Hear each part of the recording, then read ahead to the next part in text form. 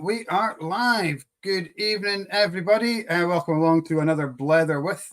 Hopefully, you've managed to drag yourself away from the football. If you're that way inclined. Good evening, Dave, on the old YouTube. Can anyone let me know what the final score is? Privately, if possible, because you don't want to brandy it about. So we dragged ourselves away from the game. We didn't have to drag ourselves, actually. That's a lie, because we've got a great Blether. We've got a great guest up tonight. Kat is running just a wee bit behind. She got caught in traffic. And it's her son's birthday today as well. So happy birthday, Ranald, at home. So we've got Killian here subbing in for Kat temporarily. So hello, everybody. Hello.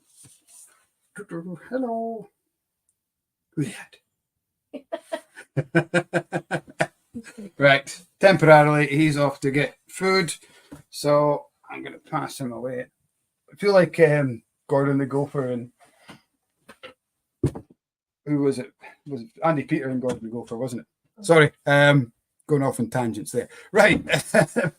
So for the Peat fans, if you have any questions at all about Peat, it's what it is, what it does, where it comes from, please feel free to ask all the questions that you like. And we will bring our guest on, Mike Billet. So there's two mics, don't get confused, guys. Here we are. Good evening, Mike. How are you? Good evening. Good to be here. Thank you so much for giving up your time to come and join us. Yeah. It's great to have you. It's been a long pursuit to get you on board on the Blether. It's not a great night to go out in Edinburgh, I'll tell you. It's pretty bleak out there. Is it kind of cold, wet, and miserable, is it? Absolutely. It's that time of year. Yeah. Good time of year for dram. We're not too bad. We're quite mild and not wet. So, I mean, it's never warm this time of year, but it's not too bad. It's all right. I mean, first and foremost, we've got to ask a question. What's in your glass? What have we got tonight? Yeah, well, I'm drinking McLean's Nose, the blend from Adelphi, which is fabulous. But I absolutely love it, actually. It's bangs for bucks. I mean, it just hits the spot every time, and it's got really that becoming a favorite. Yeah, it's a real crowd pleaser, and people are into peated whiskey. It's not just about single malts. The story of peat and whiskey is a lot about blends as well, and I just love the way they've done this. It's just fantastic. So. And I love the kind of tie-in, because obviously Charlie McLean was a lot to do with the Ardnamurchan startup and doing the recipes, the blending and whatnot for them, the tasting notes, and he became kind of an ambassador for that. Ardnamurchan, but the whiskey's not named after him, is it? It's named after a cliff or a peninsula on Ardnamurchan. Yeah, it's a kind of promontory, I think. It's a sort of a landform that pokes out into I don't know if it's in Loch Sunat or whatever, but I think it's named after that. But yeah, I mean, it's a little bit of celebration for me, because Charles read the manuscript to my book and was really supportive and wrote some nice words about the book. So he's been quite passionate about the project, actually. So I've never met Charles, but I look forward to it. Oh, really? Okay. He's a real character. Because he has his own. It wasn't. I've got the other book that I have. Peat Smoker's Spirit. Fabulous book. I'm this way through my second reading of it. Unfortunately, I couldn't get your book in time, so I apologize for that. But this was a great substitute just to get the juices flowing. Not that you need any encouragement this time of day, this time of year. Obviously, with it's certainly coming to that real peaty kind of. It is. Yeah, it's comforting. It is. Yeah. Yeah. I mean, we've got Mary watching. Good evening, Mary. Sorry, just on YouTube there. Good evening, Willis, who's watching on Facebook. One of the questions we ask a lot of our guests, is what do you normally go for when you're looking for a whiskey? And more often than not, the answer is it depends on the time of year or the mood. And quite often we see that turning around from kind of bourbon cask or refill sherry in the summer. We're now looking at peated whiskey, that kind of, and as we get colder, the heavier peat kind of comes in. Yeah. I'm quite, I'm quite open-minded about what I like to drink, Mike. I mean, I'm not just a peated whiskey person. I love that sort of creamy, waxy sort of, taste you get from, Clean Leash and Old Imperial and, Daffnil and those kind of flavors as well. So, and I'm a big fan of kind of Highland whiskey as well. Old Pulteney 17 is just a wonderful, wonderful whiskey.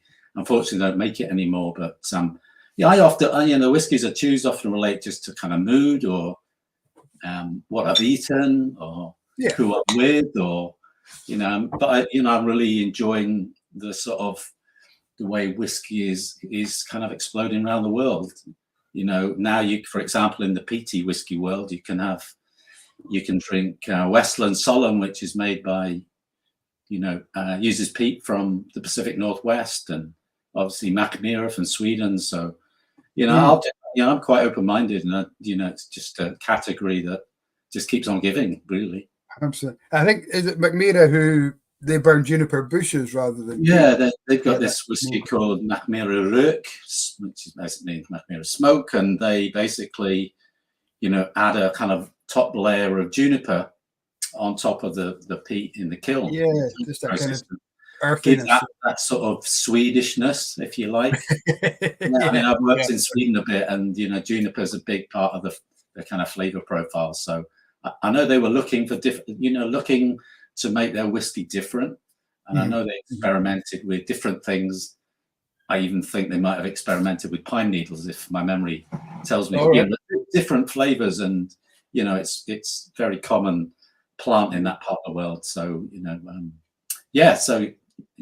and also New Zealand now, Australia. We just had a comment in. Colin Mayers is watching, and he's asking if you've experienced much New Zealand peat whiskey, and what your thoughts on that. One of the events I did, kind of pre-book launch, of what's been launched a month now, was a masterclass at the Whisky Show, and we had with Billy Abbott, and we had a session called "Every Peat's Got Its Own Smoke," and really it was a voyage from Scotland, out into the world, and we tasted Wahiki peated whiskey, which was really, really interesting and really different. I think it's got different flavors in it, from things like eucalyptus and manuka and things like that, which are incorporated in the peatlands, and that was. And we recently did a tasting with Thompson whiskey, which is using peat from the South Island, and again, everybody really enjoyed it just because it was obviously peated but different. And we can talk about terroir. I don't particularly like the word, but certainly when you go that far away from these islands, you've got peat with different plants, and that's I guess when we talk terroir and we talk about wine, because that's kind of the wine industry is where terroir kind of really gets its pedigree from. And it's how the soil affects the grape and how the grape evolves. Whereas in whiskey, it's kind of, some people poo-poo it, some people kind of really, and there's a great book by Dave Broom who it's about sense of place. It's more about the place than the soil. But I guess peat grows differently in different parts. Even within Scotland, we've got microclimates in Scotland. That's the end of the vegetation, isn't it? Am I right? Yeah, I mean, basically, the starting point is the vegetation, and from that you get the vegetation will decompose at different rates and accumulate over thousands of years. So the starting plant and the climate is absolutely vital to the vegetation, the way it decomposes. So I always think of like peat bogs as a sort of, the analogy might be a kind of maturation. So plants are breaking down slowly within the peatland, and certainly when you get plants with kind of a lot of kind of waxes and different compounds like you might do in New Zealand, and and the Pacific Northwest, you end up with certainly different peats. Now the question is, does it survive through the whiskey making process? Is that really picked out? And I think, terroir I think is quite a divisive term, and it's not very helpful often. Like you say, Mike, it can lead to people getting into different camps, and that's why we called the master class at the Whiskey Show, every peat's got its own smoke. The question is, what happens to that smoke in terms of the flavour? Because when we're selling whiskey or we're talking to people about whiskey in the shop, they all, when you mention peat, kind of, this is the one that everyone thinks of. My light is really bright here today. I think that's Lefroy, isn't it? It's a Lefroy 10-year-old. And anyone who dislikes peaty whiskey, that is kind of the memory they have. I tried that when I was young, can't stand it. And that's the image, that's the kind of persona of peat that they kind of have. But it's much more than that, isn't it? We try, or I personally try and break down into peaty whiskey and smoky whiskey. And as a rule of thumb, peaty whiskey comes from islets, that coastal medicinal, iodine, TCP kind of flavor, whereas smoky whiskey is Highland peat. That's your Ardmore, your Ardnamurchan, where it's kind of less salty, less TCP, more bonfires and cigars. Those, I like the subtle flavors of peat a lot. And, at the top end, you mentioned Lefroy.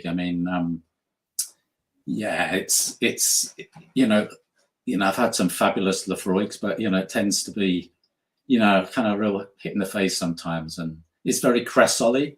I write quite a lot in the book about Torrevieja, and they are really kind of what I would say opening up the phenol black box, and they basically talk about dialing down on the cressols, which are the real Lefroy kind of heavy peated flavors, and then increasing in the distillation the sort of guaicos and phenols, which give it that more sort of subtle, spicy, kind of interesting, I would say, flavors. I think Torrevieja myself quite like Kalila, and I can't really give a better compliment personally, because Kalila is pretty much where it all started for me. The malt whiskey. Okay, I've got the dram I'm on just now is a 7-year-old blended malt that was bottled by Legends of the Peatverse, by Chapter 7. So this is a blend. Just kind of sticking with the McLean's Nose blend, and this is Kalila blended with some Highland peated malt as well. It was an octave. It's only 60 bottles, but Kalila for me it's a great peated whiskey, because we don't have that medicinal notes, but we've certainly got some coast in there. We've got that cooked fruits and lots of lovely stuff. I think also with Kalila, it's a really flexible spirit. My experience is it goes with most things, and and quite often I think personally, peat and sherry can be a uncomfortable bedfellow, if you want to call it that. Sometimes it works beautifully, but Kalila for some reason just seems to me to work with most things. That would be a whiskey choice if you were ever ever wanted to choose, but you're usually not in that situation, are you? And it works beautiful unpeated as well. 15-year-old is unpeated, and I had a lot of people, you probably get asked the same question, what's the best ever whiskey, or what's the favorite whiskey you've ever had? And one of mine was a Kalila. It was bottled by Morrison Mackay, when it was Morrison Mackay independent bottlers, in 1988, I think it was Kalila. But it just tasted like drinking fruit pastels. It was so fruity and so sweet. I said, this is unbelievable. And it was really interesting to have Kalila in that context, because it was originally a peated whiskey. You mentioned unpeated. I managed to have Ardbeg Kildalton 1980, which is one of the most memorable whiskies I've ever had, because around that time Ardbeg were experimenting with different kilning regimes, again, high peated, medium peated, and unpeated, and that just is an incredible whiskey, because it just shows you at the time, the core spirit was just fabulous to work with. Yeah, and that's unpeated Ardbeg, which is just a great whiskey. Yeah, I'm going to jump on to a comment from Ben Marnock, who's watching on YouTube. Right. Just quickly, he's saying you can have Welsh peated whiskey soon, malted with peat from Aberdeenshire. He doesn't think they're legally allowed to use Welsh peat by the government. There is a lot of kind of regulations coming out about the use of peat. Absolutely, yeah. I mean, I think Welsh peat at one time found its way over to Ireland. When they're still making peated malt, peated whiskey, but now that's coming back. But it's obviously Scottish peat has travelled around the world. Scottish peated malt travels around the world to make peated whiskey. But this year has seen this discussion being released by the Scottish government on the ending the sale of peat effectively in the open market. So that's really directed primarily to horticulture, and there's lots of exemptions to the whiskey industry. But because horticultural use of peat is by far the biggest, if you and also energy as well. I mean, in Scotland, about 2 or 3% of the peat extracted is used by the whiskey industry, so it's a very small amount. Yeah. About 6,000 to 7,000 dry tons a year. And interestingly, about 60% of that comes from a peat bog in Aberdeenshire, which you probably know about, St Fergus. And I'm happy to talk about that because it's... Yeah, I'm so glad you mentioned that number, because I read or heard 60%. And this was a long time ago when I kind of almost started out in whiskey. Yeah. And that number stuck in my head. And I remember quoting that on a post. And somebody questioned where my source was. I couldn't remember the source, and I felt really bad. I was like, "Oh no, what am I?" When you can't find the source. But but 60%, and I think that's something us as a region we don't sing about enough. Not enough. I mean, there's St Fergus peat, mate. That's a piece of machine, harvested peat. You probably have you been up to the site? I mean, it's really interesting. I've driven past the peat bogs, the fields there, but not. I haven't visited. Peat and what's the name of the company?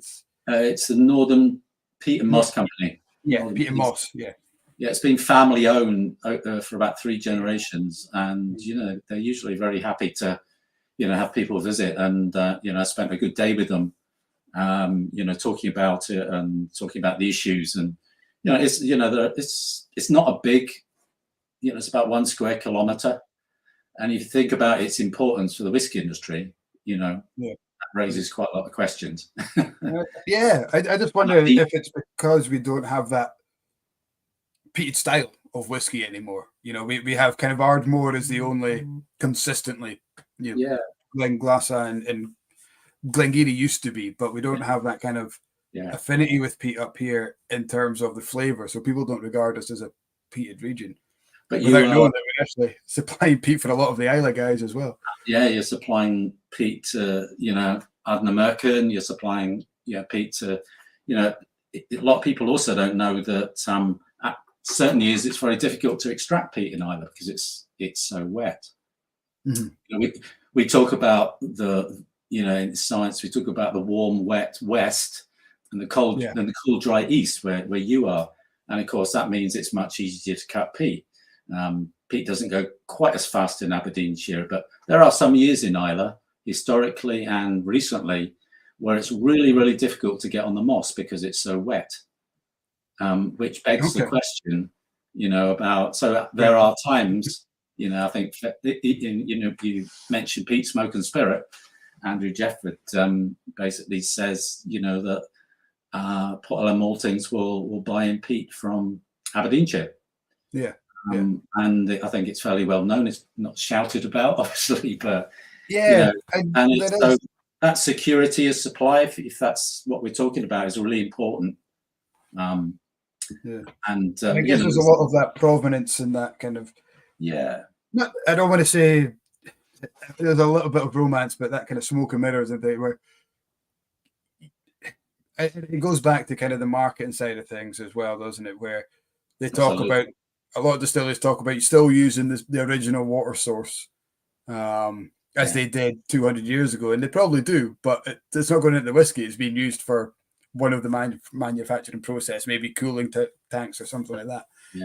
But as long as they can say uses Isla peat or it uses Highland peat, they don't have to stipulate how much. It's just they leave that up to whoever's buying it to.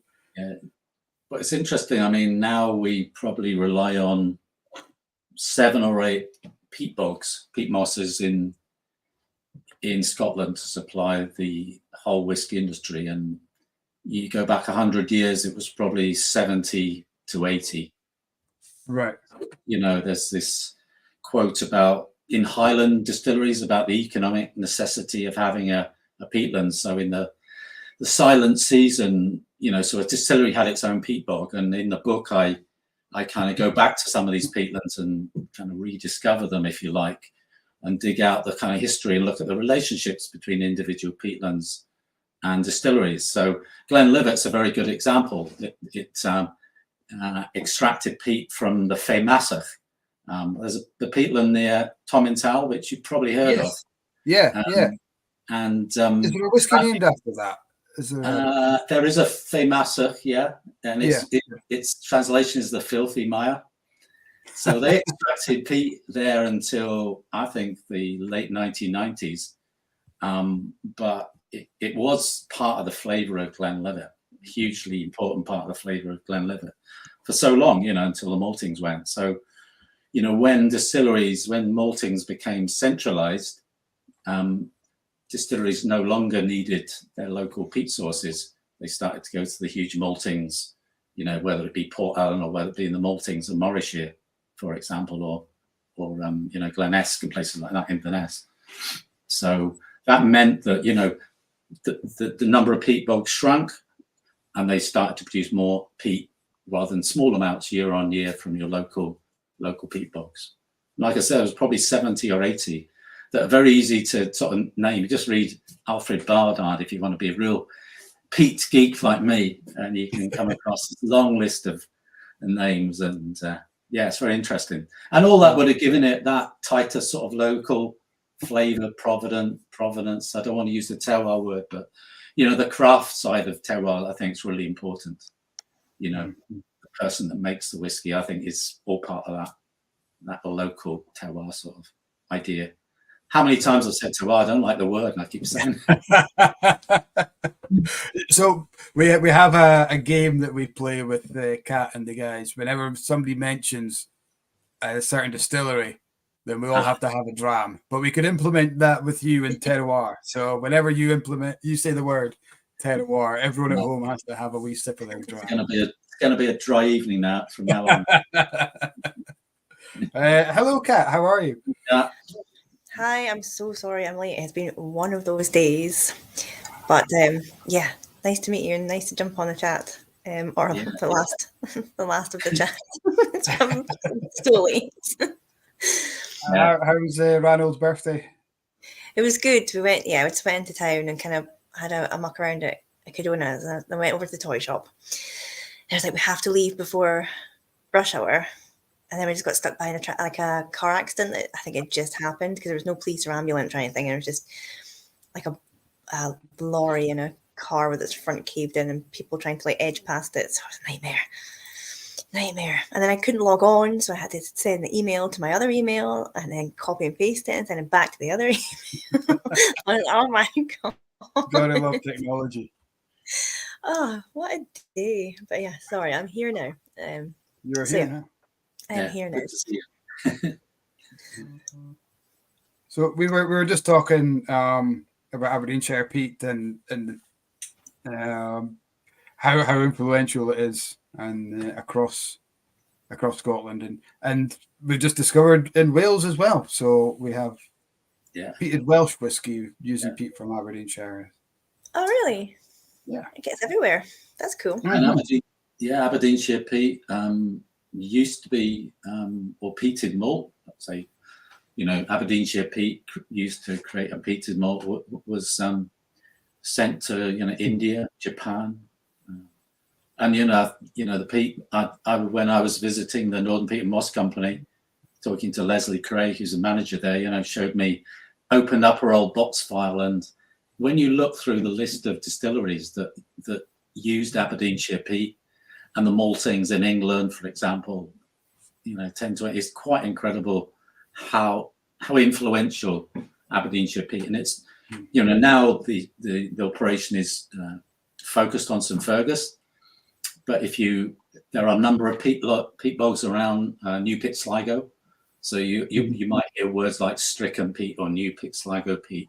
They were all part of the operation, the wide operation that supported distilleries. But it's I really, in the book, I really kind of dug down into the history of this amazing company. And if you go, I love, like all people who do research, we talk about disappearing down the rabbit hole of research, not wanting to come back up again because it's so interesting. But if you look at the newspaper archives, you can come across in the Press and Journal and newspapers like that, the notes that show the formation of the company, I think it was 1903 or something. So you can actually see how the company has evolved. And of course, at times it was used for so many more things than what we're talking about tonight. Yeah, I know the distillery that we don't ever mention. Oh, sorry. I was just going to say the distillery that we don't ever mention. I know our original peat used to come from New Pit Sligo, so that was always in the part of our story we would tell people. It was New Pit Sligo peat. Yeah. But yeah, that's cool. And then of course you've got Ardmore with the sort of all the peat bogs round about there as well. And I used to live up in Sutherland. You'll maybe know about it. Between Tongue and Durness, the Moyne it's called, which is like the big sort of blanket bogs. I used to live up there. It's a massive area of peatland. One of the I used to work a lot as a scientist up in the Flow Country. And I still have very good contact. So that's the single largest peatland in the United Kingdom. It actually holds more carbon than all the forests and woodlands of the United Kingdom. It's an incredible place, and you might have seen that it's up for UNESCO World Heritage status. So we worked a lot on, my career was in science and research on peatlands around the world, but there was a lot of focus on the Flow Country, primarily because of the issues in terms of planting, forests and drainage and destruction. And now, of course, it's regarded as this huge carbon store, very important carbon store. So we as scientists were measuring change. So we're measuring kind of recovery of these peatlands. And as part of the book, chapter 6, actually, it's only 8 chapters. Don't worry, I'm not going to read any of it. So that's okay. Book at bedtime. No. Walking on 90% water. It was a walk I did from Thurso to Kailaskew, so right across the Flow Country, which explores just all the issues related to peatlands from the past when they were used. And there was discussions about burying nuclear waste in peatlands, cutting them to generate power, build power stations. So this is power from peat. And then all they were regarded for a long time as barren lands, wastelands in many ways. So the Scottish government, in their wisdom in the past, was throwing huge amounts of money to try and do something with these peatlands. But of course, our attitudes to peatlands have changed dramatically, not just because of climate change, but also biodiversity and things like that. So, there's a very active group of researchers that I'm still connected with up there. We were measuring, the drawdown of carbon from the atmosphere, the recovery of the peatlands, the growth of the peatlands. I mean, peatlands grow about 1 millimetre a year on average. They're probably growing faster in Islay because it's a better, warmer, wetter climate. But that's recovery and that's restoration, and something a bit about, Kat, from Ardmore, from the work that's going on. Yeah, interesting work around there. Yeah, that's part of our peatland, sort of our kind of water sanctuary that Suntory are embarking on. So looking to restore about 1,300 acres peatland around about Ardmore by 2030. And then sort of broader aim is to kind of have like double that by about 2040, so that we're kind of, it's kind of like what we take out, we're kind of putting back, but doubling that, so to speak, towards the end of it. So yeah, it's fantastic what we're doing as a company. Have you ever been up round about Ardmore?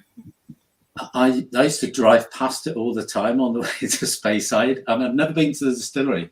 I lived and worked at Aberdeen University for 17 years. So I remember the distillery quite well. But no, I don't think it ever had I don't think it has a visitor centre, if I'm right. But No, we don't. You know, I think, as I told you, I really enjoy Ardmore. It's one of those lovely whiskies that fly under the radar a little bit. It is. And I love that. I mean, there's a book, isn't there, written about Ardmore? Yeah, Ian McElwain. Yeah. Do you know Ian? I don't know. I've never met him, but we've had some sort of conversations. But it's a big picture book, and that whole Ardmore story. Yeah. He did is it? I've got it sitting down here. Oh, you've got it. Oh, what? The Ardmore book. His picture with he did a really nice atmospheric picture book as well. Bottled history, I think. Yeah. It's such a big book; it fills my whole little screen. But that one of the things that I kind of explore in the book is this sort of change, Mike, from a time when peat was the main energy source in town for distilleries, and coal arrived, and obviously oil. So Ardmore, I think, is a really interesting distillery because it was kind of, they extended the railway line, they built the distillery, and they powered it with coal, as well. So it's a big part of this sort of change in energy use, and people debate about how much that has affected the flavour of whiskey. And well, they were one of the last ones to move away from coal, but the old steam engine's still there. It's beautiful. It looks out. Yeah, so they've got like a beautiful. They don't throw out anything at Ardmore. It's like the best archive ever. And it's just you've got this beautiful window that looks out over the railway line and the farm opposite, Leith Hall Farm. And they did look into seeing whether they could kind of get it up and running again, but I don't think they can. But you still got the kiln doors as well, don't you? Mm-hmm. Yeah, just everything. They haven't thrown out anything. But the teacher's history is one of the best kept. It's like one of the best complete histories in any of the whiskey brands. So it's an interesting place. When I was researching the book, I spent a little bit of time at the Glasgow University Archive researching Bunnahabhain, and I'm sure there was a component of the archive which related to teachers. So I don't know if any of you have ever dug into that, but it's the University of Glasgow Archive, and Michael Moss, who was one of the authors of Human Moss, was the archivist at the university there. And so he has a sort of whiskey industry archive. And I'm absolutely sure, and I'm certain there was a number of documents, photographs, drawings and things from Ardmore. So it might be worth exploring. That is cool. I will look into that actually, because I'm always interested in anything to do with kind of teachers. And you can search the archive online, and then if you want to see it, you just arrange a time to go down to Glasgow for the day. Yeah, that's cool. Quick question for Kat coming through from Dave on YouTube. He's asking, Kat, where do you all work? Ardmore and Ardmore's sister company. Where do I work? I work blooming everywhere. If I'm not in the whiskey shop, I'm in the old Meldrum distillery, and if I'm not there, I'm at Ardmore. And just anywhere where there's whiskey, and I'll turn up. Yeah. So, Kat, if there was plans, wasn't there, to mention Glengarry? You mentioned it. No, I mentioned it. Isn't that Cheers, everyone. Cheers, mate. I'm not allowed to make it. But it was the first distillery I visited.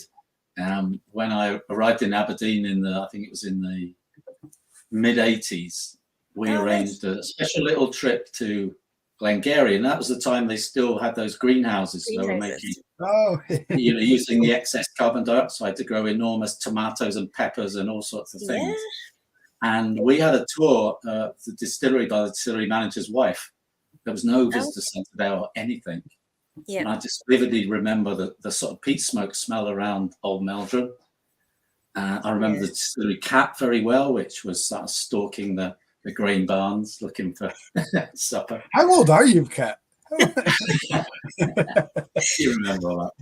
But So sorry. I was going to say my social media name is it's the distillery cat, and it was born from the fact that I'm always at every single distillery that Mike goes to with.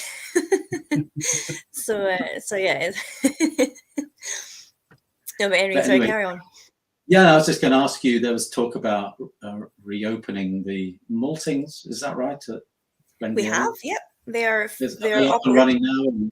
Yeah, we are putting 25% floor malt into every mash that we do. So yeah, we've got 4 malt men open up the building. We're malting our own barley again, putting it through the kiln, which is now part of. So you're talking about the greenhouses. So we're going back to direct firing as well, which is producing an excess of heat. So instead of greenhouses, we're now putting that through the kiln and drying out the floor malt through a heat exchange. So you'll have to come up for a look, and I'll take you around. We've got some really cool stuff happening. Thank you. Yeah. Because I mean, it's interesting when I went to the St Fergus Northern Peat and Moss Company. You can see the records of, who they were selling the peat to, and obviously Glengarry was a major supplier or major customer. Yeah, peat, and I guess that's been reconnected, which is really nice. Good to hear. Yes, we're not kind of peating on site. If we do peated malt, it'll be bought in, but everything else is kind of going back to traditional style Glengarry. So yeah, it's really cool. It's a fun time to be part of it. Yeah. There was a wee bit of rumour of Glengarry going back to peat, but that's not on the card, is it? Was there? You're saying all that. No. So yeah, I'm not saying that we're definitely not going to have peated malt or peated whiskey. We're not entirely sure how much of it there will be, or it's undecided. But it wouldn't be done on site; it would be bought in. That would be part of the commercial malt that we're buying in. So although the kilns are operational for drying out the malt, we couldn't use them for peating the malt. No, because it's a different process altogether now, isn't it? Yeah, it's just more the kilns. We're just kind of the green malt still heading in above, and we're just kind of blowing in the warm air from the heat exchange. But we couldn't be lighting a proper peat fire underneath it. It would need a lot more done to it to do that. It's such a for such a big part of the industry, going back right up until what do we think, late 60s, 70s, where kind of the factories kind of took over and malting stopped happening on site. And that was kind of a big shift in the peating process. And we saw a lot less peated whiskey out there. Single malt really became a thing. And then the single malts realized that in general, more people liked non-peated whiskey than they did peated whiskey. So it really hammered home that non-peated kind of style. Peat kind of fell away in popularity, but we still have this wonderful hardcore fan base. Yeah. Always looking for the heaviest peat or the most smoky. Do you think we get caught up too much in ppm and numbers rather than flavor? Yeah, I do. I mean, absolutely, because there's this whole issue of the ppm, in-grain ppm, the parts per million phenols that are on the barley. And I think the reason, when you see the ppm level of most whiskies quoted, it relates to the parts per million concentration on the barley. So that's from the kiln, not in the spirit we're all drinking.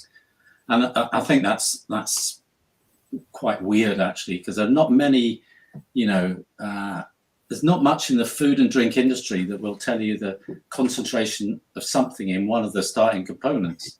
If you think about anything you read on a drink or a food label, and particularly, we're losing, sometimes 70, 80% of those phenols in the distillation process.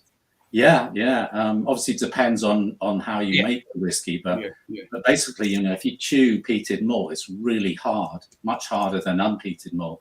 It's crunchy. And those phenols basically just sit on the husks. And when you mash it, those husks come off, obviously. And a lot of the phenols just go to waste. And So The cows get them. the cows get them. So there are some distilleries that do quote the parts per million phenol in the liquid. Torrevieja is one of them. You see both the numbers quoted on there. And you see some dramatic drops. I think it goes up to about 77 ppm, doesn't it, for the grain? Yeah. I think the reason why the in-grain phenols are always quoted, because it's basically the maltings industry. It's part of their, they're selling a malt at a certain ppm level, whether it's low, medium, or high, and that's what the distillers are buying. But it's measuring the phenol concentration of a liquid is really, really simple. It's not rocket science or anything like that. So there is this perception that it's good to have a higher number as possible. But I know Elsa Bay, the that is another one. I know Gordon Bruce was doing it at Anok. Anok, but so there are some distillers are trying that. But it's I do wonder what was the ppm level of Octomore that I drink. I have no idea, because it's certainly not 307 or something, whatever the record was. And it's not just because 77 parts per million, I think, is what it's 17 in the bottle. Yeah. But Lefroy is only something like 48, 50, low 50. So it's not even the fact that the number, because these two side by side are completely different on the flavour. Absolutely, yeah. So we mentioned Torrevieja and how they're, if you like, opening up the phenol black box. So in the book I talk about what you're really tasting are these huge differences. I mean, I did some tasting with a guy called Barry Harrison who wrote some science on peat and the differences in peat, and he took me through the kind of century panel nosing process, and we were tasting cresols and glycols and phenols and a number of other things, and the differences between them is incredible, and they're not chemically that different, but the sort of thresholds are really different. So you might if you look at Lefroy, it's got much more of the cresol component, whereas you can have the same parts per million phenol, but you may have more of the guaiacol, which will give you quite a different flavor. So I guess we all want to know.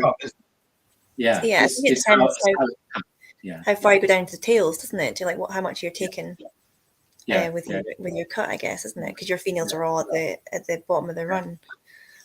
So Torrevieja cut quite high and try to keep as I said, they talk about dialing down the cresols and keeping the glycols and phenols. But I think Torrevieja go home in at the same as Lefroy peat level, but they cut much higher. I think it's Cahoman and Ardbeg have got similar ppm, but they cut differently into the tails, I think.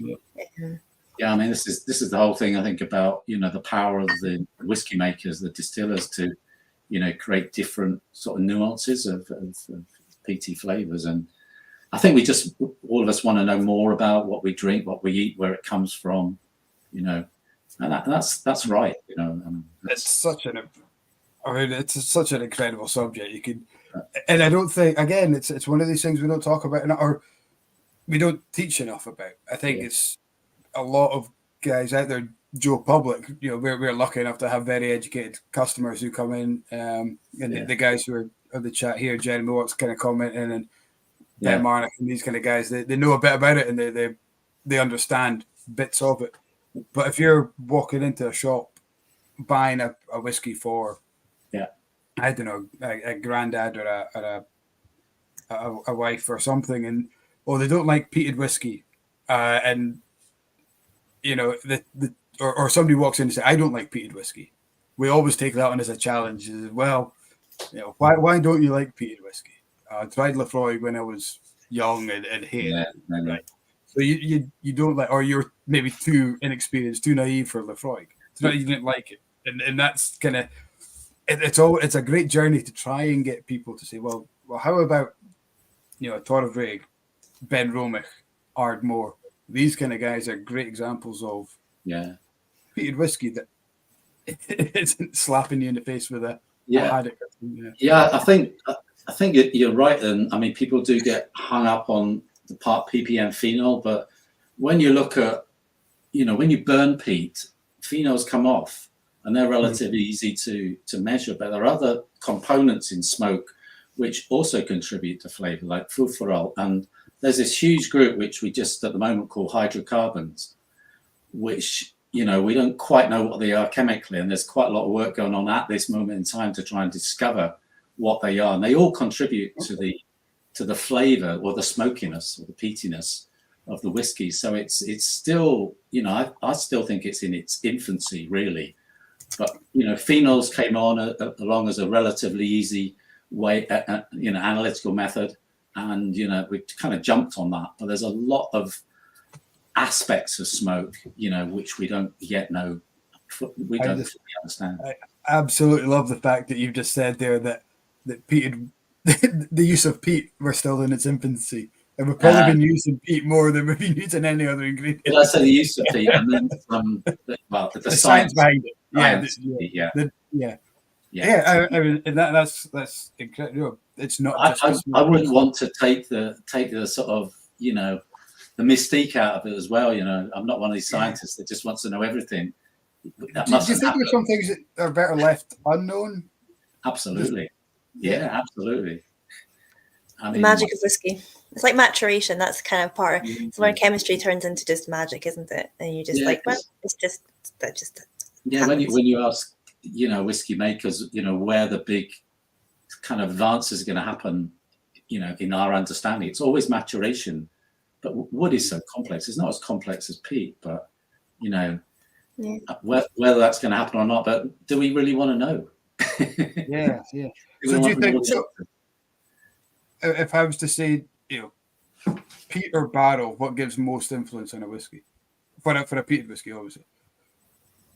Good question. I mean, definitely it relates to the age of the whiskey. I was talking to one or two people, quite well-known people, about this, because I've often read that the phenolic concentration drops with time in a barrel, and they say that's not true. What actually happens is the phenolic concentration basically stays the same, and what happens is the flavors of the wood are just becoming more and more influential. So whereas in a young whiskey you'll get more maybe dominant. So if you look at something like Ardbeg Wee Beastie, it's a 5-year-old smoky whiskey. I mean, that's really full on great whiskey to have with a barbecue, all that kind of thing. But when you look at an older whiskey, you're getting more and more of the kind of flavors and aromas coming from the wood, and that just kind of balances and makes the smoky flavor more kind of subtle, and maybe hides it slightly. So that's what scientists have told me. But I think when you look at older whiskies, you certainly don't get that full on. Five. I mean, I love the move to getting younger, smoky whiskies. I really like that. Really, they don't muck about. You're getting closer to the spirit character of the distillery. That's great, isn't it? So that Colila that I was talking about, the Morrison Mackay, that was a refill sherry cask. I didn't get any sherry notes from it though, and it would be interesting to try that experiment, having a long age and maybe not a tire cask, but maybe a refill bourbon cask where we don't expect so much cask influence to overpower or to balance it. Yeah, that's interesting. And we're seeing more of these whiskies that I kind of call it retrofitting peat. So you're basically getting a whiskey that's made, say, in Old Pulteney, which never use peated malt, and they put it into a ex-Islay cask. And a number of distilleries are, if you like, putting the peat flavour in from a cask. Luckily, you're doing it with one of theirs. Yeah, like the Ploughing, isn't it? The unknown Islay casks from John Campbell, ex-Lefroy manager.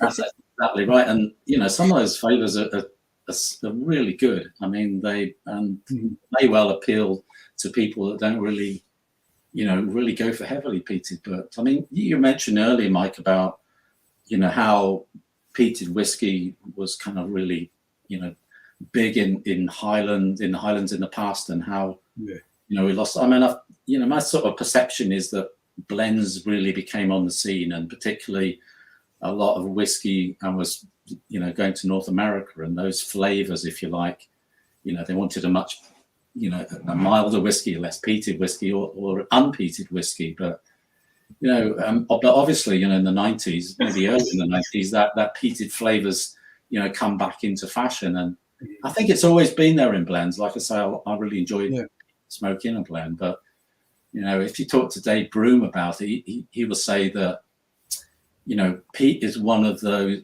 it's probably the first flavor that we can all hang on to, when we're doing a tasting panel, peat is right up there. You pick it up really quickly, and it gives people confidence in what they're drinking. And, particularly, the modern peated whiskies, I think, are so interesting and so different. So, I kind of think of the story of peat and whiskey as a sort of a time when, peat was quite big as a flavor. It kind of dissipated, became less part of whiskey, primarily because of blending. And now, it's come back, and it's growing in terms of its interest. I mean, I think round about 10% of all the malt that's made in this country is peated malt. So that's quite a lot, and a lot of it, of course, finds its way into, Johnny Walker and, blends as well. So I was quite surprised of that. Yeah. That'd be interesting to see how much. I mean, I don't think it'd be nigh on impossible to get a figure on how much single malt is peated single malt. Yeah. Because that would be interesting to see how much of that 10% goes to the single malt market and how much goes into the blending market. Yeah. You would expect the majority to go to the blend. Well, I would anyway, but, just knowing the volumes involved. But yeah, it'll be a good guys like Colila, what they're turning out go for Diageo. Yeah. Yeah, exactly. Going back to your comment there about peat being one of those flavors that everyone can kind of relate to, everyone picks up. That's an inherent flavor, isn't it? I think that goes back to it being kind of a sign of fire, a sign of danger. Yeah. And your brain automatically hones in on that because it suspects it is offering danger. Yeah, I mean, there's a lot of people that are really into the kind of factory system and how we sense and what order we sense. So this is sort of the what's it called, so you get the kind of, we're tuned to pick up danger. I think we often pick up things like sulfur notes in whiskey really quickly, and peat we pick up usually quite quickly, and then you get the rewards of sweetness as well. So personally, I love that kind of sweet peat, combination. But I think you're right. I mean, people, a lot more about it than me. Talk about how it's part of our, ingrained into our system. Going all the way back to use of wood and peat and probably since fire was invented. Keeping warm, but also preserving foods as well. So I've quite enjoyed part of the book when I kind of explore smoke flavors, the whole kind of history of where it comes from, and the way it was gradually kind of evolved in terms of our taste. But yeah, we don't obviously need it now so much, but it seems to be part of our setup for some reason. I mean, it's just, the peat fire for me is just so evocative. I mean, it's completely different from a coal fire or a wood fire, that get a bit misty. I love when we host a tasting, Kat, you probably get this as well. When you're hosting a tasting and you have a bit of peat there, and you talk about peat, and people are like, "Oh no, don't like peat." And he goes, "Well, smell the lump of peat in the smell. It doesn't smell like anything." I just love how quickly that changes. Where you put a match to it, or you put a fire underneath it and get that smoke going. It's incredible where that flavor comes from. Yeah, I mean, pieces of peat are basically, the dominant, dry peat is basically, these huge complex carbon atoms, the polyphenols as they're called. And they're made up of hundreds or millions of carbon atoms, and they're completely odor inactive. They don't smell, and they're not volatile. But as soon as you combust them, what combustion does is just smash them apart effectively. So all the little components the small phenolics kind of come out and they become volatile and odor active, and that's what becomes absorbed onto the surface of the malt. So it's a very static. But what's happened in the peat bog is it's basically just slowly matured over the thousands and thousands of years, and we've got this fairly fixed carbon, which won't go anywhere unless you combust it, of course. It's mad to think how old the peat bogs are, though. It's like a meter of peat is like 1,000 years or something. We talk about peatlands in Scotland starting to form around about 10,000 years ago, at the end of the last ice age, and in kind of wet places as vegetation started to grow, and year by year, obviously layer by layer, we've gradually got younger. So some of our peatlands are 10 meters thick. I think St Fergus was round about that figure, and obviously they've been cutting it down year on year. I was reading you posted or you shared an article by Dramface. Yeah, that was interesting. Different views about sustainability. And that was really interesting about the 1,000 meters, 1,000 years a meter was. That's incredible. So it goes back. It's double the length of time we've had the written language, or something like that. Try to comprehend that is just. I mean, as you know, peatlands are just full of stories, and as a scientist, they're full of a record of our past climate. So since the end of the last ice age, they basically record changes in vegetation. They record the arrival of man. There's a time when we start to see charcoal everywhere, and that's because the forests were being burnt, and pasteurization, farming was coming in, and things like that. And then you see changes in the pollen of different tree species, and then in some peatlands they just changed quite a lot about 5,000-6,000 years ago when the climate got a lot wetter, and many peat bogs, like if you go to Lewis and places like that, you've got no trees in the last 3,000-4,000 years because the climate is just so much wetter. And even in some of these peatlands, you'll see, layers of volcanic ash from Icelandic volcanoes, quite a topical issue at the moment. But it's just and that's how we, there's a science, and it is a big part of our understanding of how climate changes, and it's helping us understand the future as well, and knowing how it's fluctuated in the past. Because I remember being at the Isla Whisky Academy and being taught about the rock structure in Isla, and the only other place that has that same rock structure is in Argentina, I think. I haven't heard that, Mike. I'm sure I might be talking absolute crap. I was just wondering if something like the peat would transfer over, or we'd find similar peat styles, but does the rock structure or the rock makeup have? At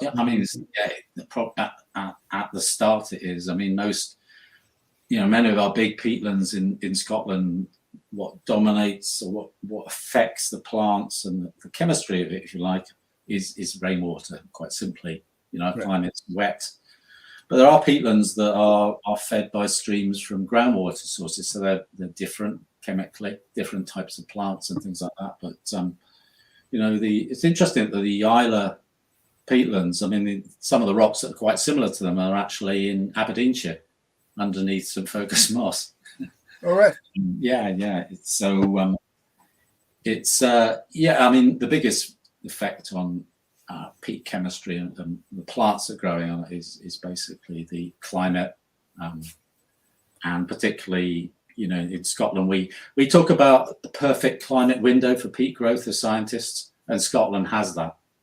We've got this perfect conditions that allow plants to grow but to decompose slowly. So when we've got a kind of a wet place, might be a plateau, a wetland of some sort, we've got that annual growth, but each year small amounts of the carbon is not released back to the atmosphere. It allows the peat to grow year on year, and that kind of climate envelope is crucial to peat formation.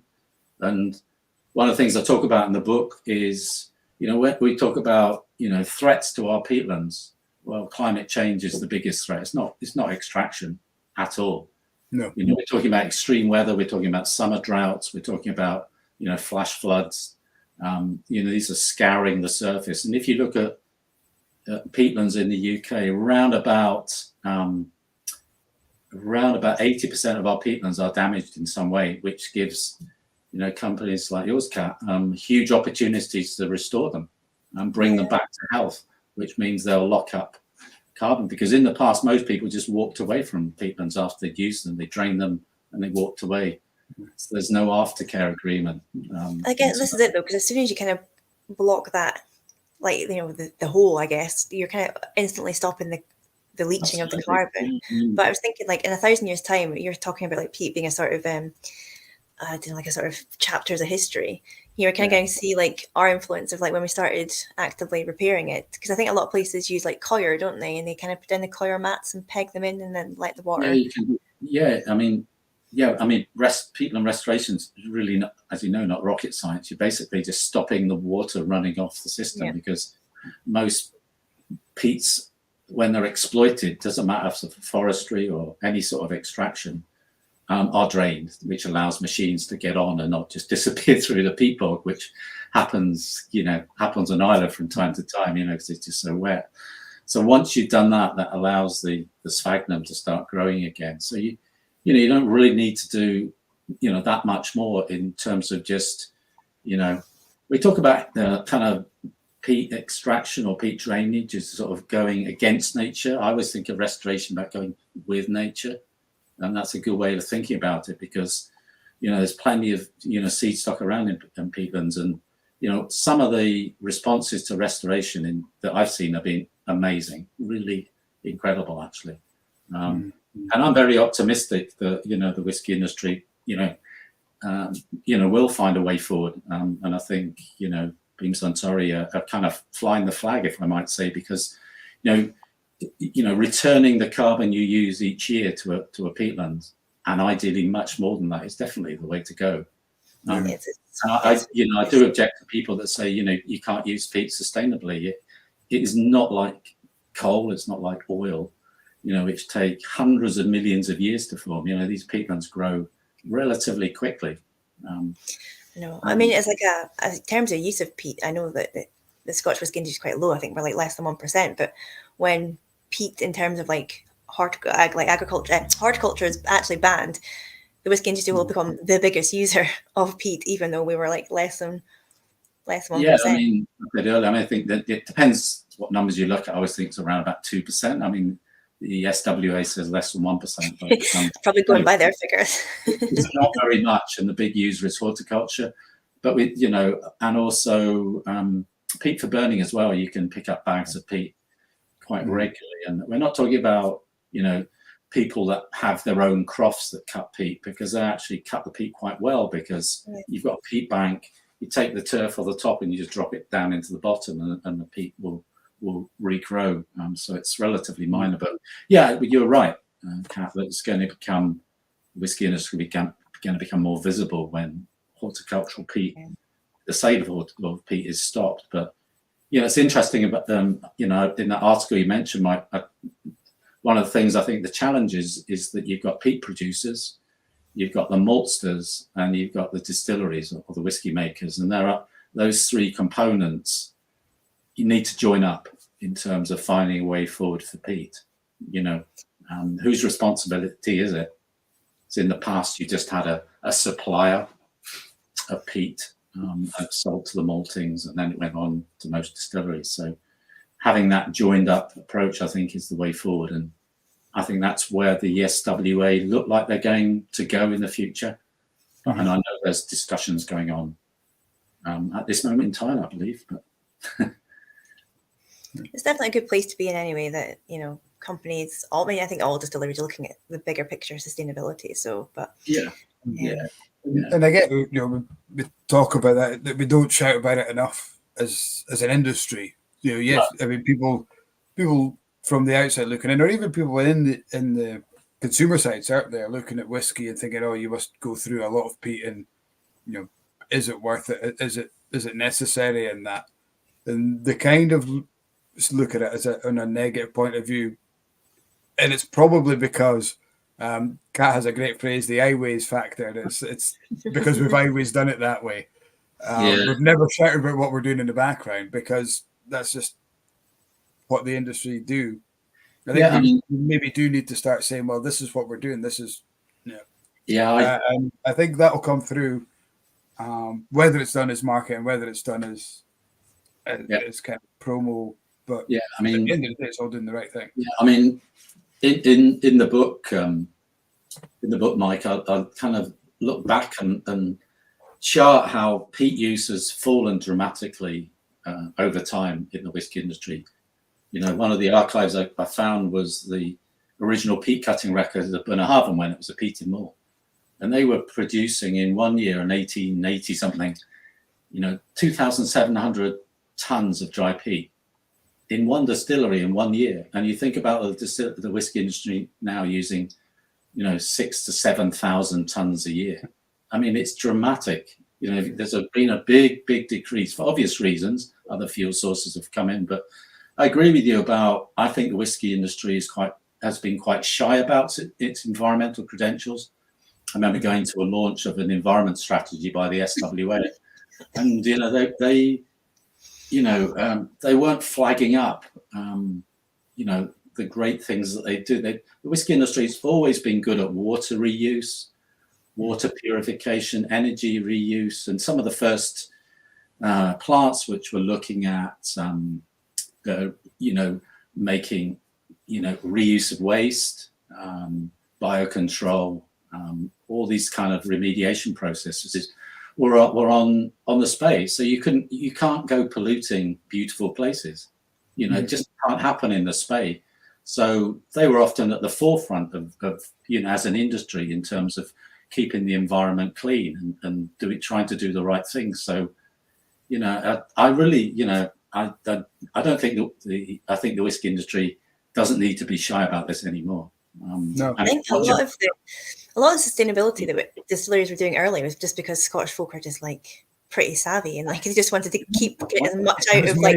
Wasn't it? It was pretty much like a lot of the early kind of innovation in sustainability in distilleries was just distilleries just thinking we can still get a bit of use out of that. Let's just do something else with it, which is fantastic because that's where a lot of innovation comes from. Hot water there, I mean, these distilleries are a long way from anywhere. It's not as if they're in the central belt. A lot of the space-side distilleries, you have to be, like you say, savvy about how you use things and try and get the maximum amount of everything, whether it be energy use or water. I mean, I think one of the things that doesn't often get talked about in terms of peat is water, because I've written a chapter in the book on whiskey water, but peat is 90% water. And of course, a lot of important distilleries have catchments which have important peat bogs in them. And I think that's, what your peatland water sanctuary is also about. It's about,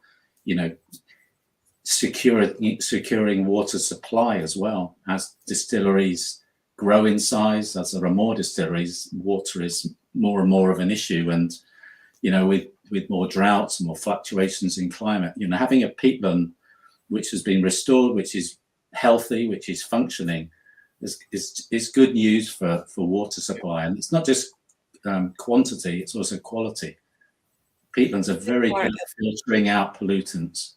It's a big part of Suntory's policies. Like everywhere we have a production site, that we make sure that we are looking after the water there. So whether it's, we've reduced water by about 54% per litre of alcohol we're making, but even our Japanese sites, our Isla sites are more, it's all about ensuring that we're not overusing the water, because it's a massive component in distillation. Like, it's the biggest ingredient really, isn't it? So and you hear about distilleries expanding, doubling in size. Now is it over 144 distilleries in Scotland? I mean, 140. Yeah.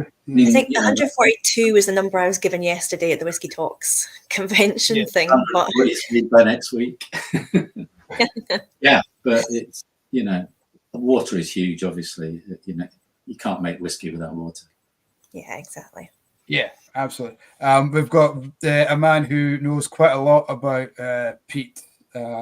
Vic Cameron watching on. He's read your book very quickly. He really enjoyed it. So Vic, obviously, Yeah, thank you, Vic. He was in charge of the barley and malting production for Colila for a long time. So good evening, Vic. Thank you very much for joining us. Yeah. You were talking just a bit about the water there. Jeremy Watt, who's watching on Facebook, saying it was Glen Isla who tried using peated water instead of smoke to get the peat flavour. Yeah, this is. I mean, it's in my book. Yeah. I was actually in Stornoway recently. I went over 2 years. I picked up this story, which is one of the most amazing stories about peat and whiskey. This is creation of a super peated water in a loch just outside Stornoway by Shivers, and the locals call it the Shivers Regal site. It's no longer there, but you can see the remains of it. But it was a time when Shivers, like other distilleries, were trying to make a peated malt on the mainland. So they went down the peaty water route. So Shivers set up a smoke plant on Lewis near Stornoway, in which they extracted water from a loch, cut local peat, and basically fused the peaty loch water with peat smoke. And then they basically put it into barrels, put it on a fishing boat, and sent it around to Bucky, I think it was, on the northeast coast of Scotland, and it found its way to, I think, Glenkeith Distillery, and then it was put through the stills again to drive off the water and make something that was even more peaty. So that was, I think, Glenkeith at the time was an experimental plant. It may well still be an experimental plant, but yeah, I was asked to go back and talk about the story because I met one or two people that had worked there or fathers worked there, and it's unlike no other story in peat and whiskey. You know, nobody's ever tried to do it this way before. Yeah. And it's, you know, as a process, you know, it was never used by Shivers. Right. I think Signatory bought the cask and they bottled it as let me just find the part of the book, right? The two whiskies which are really rare now. They're called let's find it. Here we go. Peter Ward, yeah, Craig Duff and Glen Isla.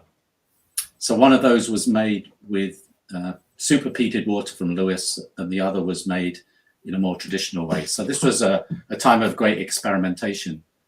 And they were bottled, and Signatory occasionally released them. And one of them is really, really nice. And the one that's made with the peated water from Lewis is like something else. Yeah. I met one or two. I met a local who actually worked there when I was over there. I did a talk in Stornoway for a book festival recently. But right. Alan Winchester told me that when he went there, the remaining cast was sent off to New Zealand. So there the story runs dry for the moment. We have to be watching from New Zealand just now, don't we? So we did ask about that comment that you'd left earlier. Is that where the New Zealand whiskey comes from? I think it went to a distillery called Wilson's. I think Seagram's had bought Wilson's at the time, but anyway, it's all in the book. You know, absolutely. Thanks for that. But yeah, it is a unique story and a fascinating story. It's amazing how many people that we come across who think that the peat flavour comes from water. I was just going to say that nearly every week at the distillery, I'll get to the kiln and I'll talk about this is how we get the peat in the whiskey, and they go, "What? I thought it came from the water." I'm like, "Yeah, you and everybody." It seems to be the one thing, and it's always Scottish people that believe it as well. Yeah. That all the flavour comes from. And I've had a guy argue with me. He wasn't even in my tasting. I was doing it in a hotel, and I was telling I had the two gentlemen. It was their birthday, and I was talking about just the process and how not every Islay whiskey is peated. So and a guy's like, "Well, she's speaking absolute shite. How can they not be peated on Islay? All the water's peated." And I was like, "Sit yourself back down there." It's one of the myths that it still is. You know, it's very much up there. It's perpetuated. I mean, I think Bessie Williamson, the famous Love Bessie. distillery manager in Lefroy, was Cat's idol. absolutely convinced that the Peaty Isla, her Peaty Isla water made a huge difference to the flavour of Lefroy. And she even got the person called McFarlane, who created the first phenolic. You might have heard of the McFarlane method. It's what maltsters use to measure phenols. And he actually discovered this method or made this method, but he was asked to go to Isla by her to measure the peatiness of the spirit, of the whiskey, and the water as well. And he basically told her that there's no evidence whatsoever that the peaty flavours of Lefroy came from the water, and she just wouldn't believe it. She said, no. And of course, with a boat and set him on his way. Well, you're crap. And there's a guy called Craig Wilson who's now, I think, was involved in creating some of the special malts. So he works with Diageo. He did a PhD thesis on water, and I think he came to the same conclusion.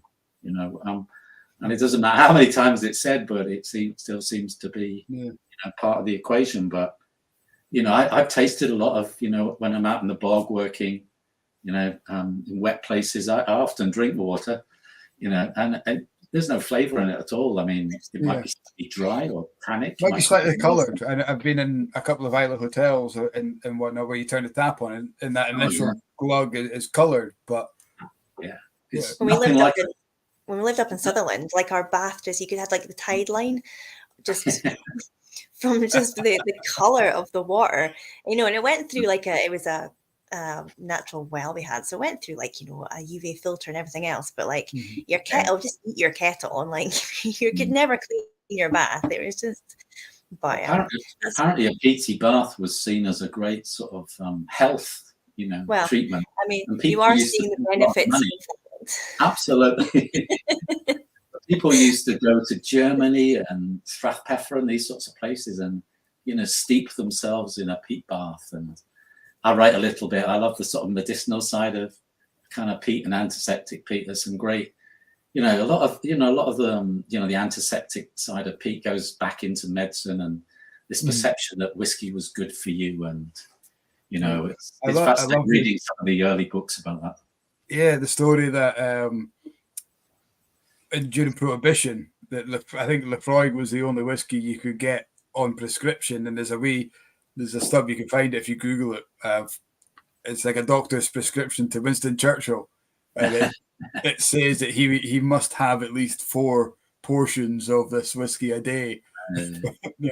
It's brilliant. I mean, I guess that's where this love of peated whiskey in America comes from. Is once upon a time that was the only whiskey they could have, and that's what they drank and passed on. Yeah, I mean, I think, and I talk, there's the legend of Lefroy, which you're talking about, and I kind of really explored it in the book, and I couldn't find any evidence that Lefroy, found its way, was prescribed during Prohibition. And I've asked, the main man himself who's written the book on Lefroy and various experts as well. I mean, it's an amazing story, and there's no doubt Isla whiskey found its way to America during Prohibition. And there's a fantastic testimonial in the Boston Advertiser written by someone who was the town analyst and who had to taste these kind of whiskies. And he said, well, I've never tasted a whiskey from Isla before, but this was the finest whiskey I've ever tasted.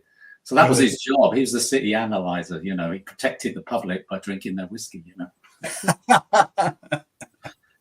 What a job. Yeah. Well, he doesn't say how he actually analysed it, but one suspects it wasn't scientifically. Yeah. So we've got a question on YouTube from Dave Fagerson, who was also the first person to comment. He said hello right at the start, Dave. He's asking, what's the difference between Peat and Smoky? Is it the same, or is this a stupid question? Dave, that's I think Peat is. Somebody asked me this just at the weekend. There was a group, my group of guys at the tasting, and that's one of the first things they asked me. What's the difference, and how do you tell the difference between Peat and Smoky? So you're not the only person to ask that, Dave. Yeah.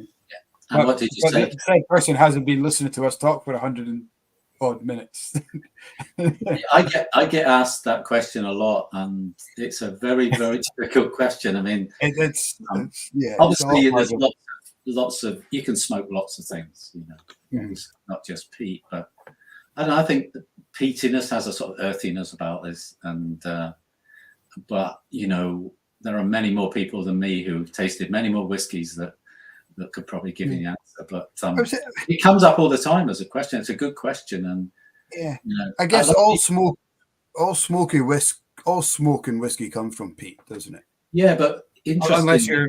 you're using an ex Isla cask or an ex peat. Yeah, but interestingly, the flavour of coal regularly comes up in tasting notes. If you look at Camilton whiskies, is a good one. And I was talking to Ian McAllister about this, you know, because you know coal was a huge, you know, it was produced locally, and he said in the old days Campbellton was just full of kind of smoke, like a smog, and you know you can imagine the flavours of coal getting there. And you know, there's a famous book by Nettleton on whiskey, and I found a description of fragments of coal dust in the malt.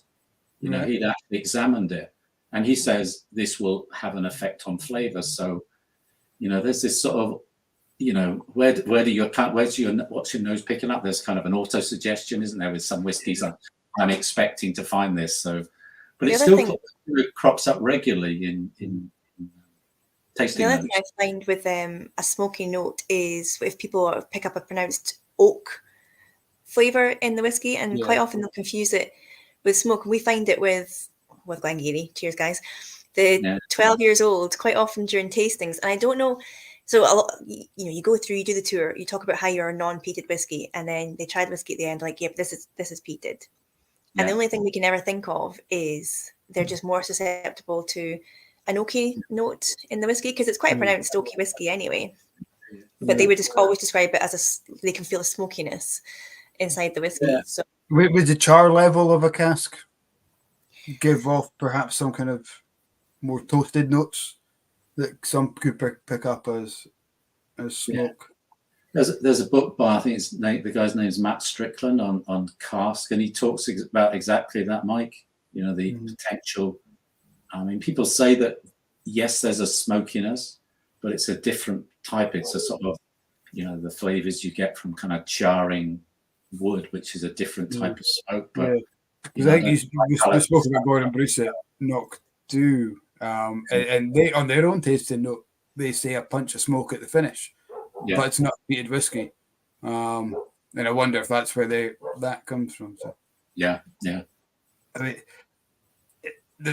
to answer your question, Dave, I don't think there's not a real answer to the difference between peat and smoke. I personally, when I'm hosting a tasting and I talk about peat and smoke, for me, I try and differentiate peat being that iodine, coastal, saline notes that you would get. And I say, for me, that's peat. For me, smoke is bonfires, cigar smoke, leather. And that's how I personally differentiate. But that doesn't mean it's going to be the same for you or Kat or Dave or Jeremy or Rick or whoever it is at home.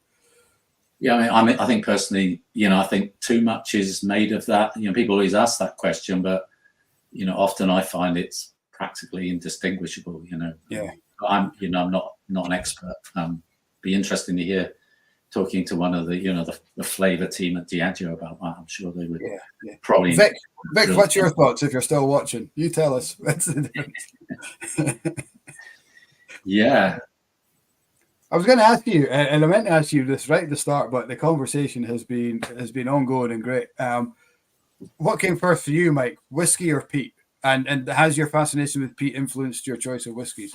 I think whiskey came first for me, and that's kind of. I started life as a geologist. I did a degree in geology, PhD in geology. And to be honest, peat and soil were stuff that got in the way of the rocks that you wanted to look at. but whiskey always kind of seemed to accompany us. We do a lot of field work, so it was a good thing to have. So, yeah, I mean, I've worked on peatlands. So I moved when I came to Aberdeen. I started to work on on soils and water, particularly water chemistry, natural water chemistry. That's why I'm very interested in it. And then, we started to work more on peatlands. So the last 25 years, I worked on peatlands, and so that came a bit later for me. But interestingly, whiskey follows scientists when they go to conferences around the world. If you go to Finland, for example, the Finns are passionate about whiskey. If you haven't got a bottle of whiskey in your bag, they don't want to see you. And it really helps when you're looking for the aurora borealis, I find, in Finland. It just relaxes you. No, but I go to the Flow Country quite a lot. We have regular conferences, and we're always in the com late at night in Thurso drinking the dram of the month. Yeah, I lived up in Sutherland long enough to appreciate that when a bottle of whiskey comes out, the cork gets thrown out because that cork's not going back on. Yeah, but we're always, it's something we all enjoy, I think, as scientists. And I've worked quite a lot in the Arctic, and it did help us get through some pretty cold times up there. That's pretty cool. Well, I'm going to do just that. I'm going to take the cork off a bottle, and I'm going to throw it away. So maybe just a little bottle. But we'll do that. Hardcore, Mike. That is hardcore. Yeah. So this is a Dalarun, an old Campbelltown whiskey. So it's from the Lost Distillery Company, who recreate flavors from distilleries that are lost. And this is one of the old peated Campbelltown. So first time I'm going to try this. Yeah. Taste the notes: smoke, salt, spice, and fruits. Well, that's effectively Campbelltown in a tea, isn't it? We've got a question coming in. Two questions. One very, very important question from Rick, who slept in. He's from San Francisco. He joined us normally at 11 o'clock San Francisco time. But he was late to the conversation. He must have slept in this morning. Is your book available for sale in the US? It's due for release in North America in 2024. It's probably available on ebook, and it's probably, you can probably purchase it from Amazon UK, although we don't, we like independent bookshop as well as independent whiskey shops to buy the book, but probably the postage will cost a lot. But yeah, so it's for release in North America in 2024, as it is in Australia. So I think at the moment it's throughout Europe, and there may be ways of picking up the book that way as well. Rick, if you buy a bottle from me, I'll send you a book. And this is an interview question. This is coming up quite a lot in some chats in the whiskey industry, from Ben also on YouTube. What's happening on Islay? Because there are word that Diageo aren't going to let non-Diageo distilleries get malt from Port Ellen. Yeah, my understanding is that the other Islay distilleries are going to have to think or plan for malting their own and not rely on Port Ellen. Obviously, there are how many more distilleries coming in Islay? 3 or 4. I think if they all go through, it's going to be 14. Shipper's not just announced one as well recently that they're building one there. It's mad. Yeah, that's right. It's how many distilleries can Islay take? But I think some of the distilleries, Islay guys back. They're all working in our distilleries over here. It's about time they all went home. But I think there are, questions about, opening up 1 or 2 mosses or new mosses as well. So, it is a issue that's really blown up in the last 12 months. I think Diageo sent out a sort of, flagged it up anyway. I don't know what the situation now. We talked about it earlier on. Most of them are buying peat from Aberdeenshire anyway, so it's okay. Yeah, it's interesting because I think a lot of, in that article you mentioned, Mike, in Dramface, you talk about distilleries or, Bruichladdich, Ardnamurchan, they have a desire to malt their own barley. and ideally using local peat. And that's a good way to go, because you don't have to rely on the huge transport costs, for example, of getting peated malt across from Aberdeenshire. Keep it local, do it in house. And also, if you have your own local peat bog, you can celebrate it, you can restore it, you can do the right things to it, and keep it in house. And so I think staying local for some of these distilleries, particularly in remote places like Ardnamurchan, makes a lot of sense. Yeah. I was on the there's another question that kind of just reminded me of when we talked about, you mentioned Bunnahabhain producing or using over 2,000 tons of peat compared to today's market of about 6,000. When we were up at Port Gordon, maltings, the crisp maltings there, have you been up to the? Haven't been up to Port Gordon, no. Brilliant site. We go as part of our Highland Whisky Academy. Some of the guys who are watching have been on with us. And that was interesting to see their production method. Was what they do is they malt barley, and then they malt barley using peat. Yeah. And a distillery, for example, Ardmore, I don't know if Ardmore use crisp or not, but they ask for a specific recipe. And what they do is they take the unpeated barley, but they blend peated through it to get that consistency. And that's how they work it. Would that be that must massively contribute to saving peated barley, rather than saying, right, we're going to peat this to this level, I think, send you all this peated. Yeah, exactly. I think Highland Park do that as well in many of their whiskies. So you're basically making an unmalted and peated, and then you blend them together. I just wonder, through the whiskey making process, whether that creates better consistency by bringing it all together earlier on. But there's a lot of interest, or a lot of research going on in terms of using peat more efficiently. So I always think, if you walk past a maltings, or you walk past Springbank and they're burning peat, and you can smell it, those are the phenols. That's the smoke just going up into the atmosphere. So I know there's quite a lot of work going on in terms of using that smoke more efficiently. And I think the industry's gradually improved over the years. So this is about recirculating smoke, maybe burning at slightly different temperatures, et cetera, et cetera. So like I say, there's been a downward trajectory in using peat, and that's all about using it, I guess, more efficiently and effectively. So I think, and it would be about playing around with the moisture levels as well as the barley. So I think in the past, because, peat has, not been under the spotlight, you pretty much could, use what you wanted and, burn the peat in whichever way you wanted. But now, quite rightly, let's try and improve the way peat is used. Yeah. Because we want to keep it in, don't we? We don't want to. So, I mean, I can't think of Scotch whisky without, a peated component. It's part of the DNA of the drink. It's known throughout the world. It's one of the flavors of Scotch whisky, and that's what people expect to find. But conceivably, you could probably create the peat flavors by combining lots of individual laboratory chemicals. So a nosing panel, but that doesn't go down too well in terms of marketing. And of course, the SWA wouldn't allow the use of something like that. Yeah. So you can extract the glycols you want from plants or insects or various things, but no, that's not what any of us want to see, Mike.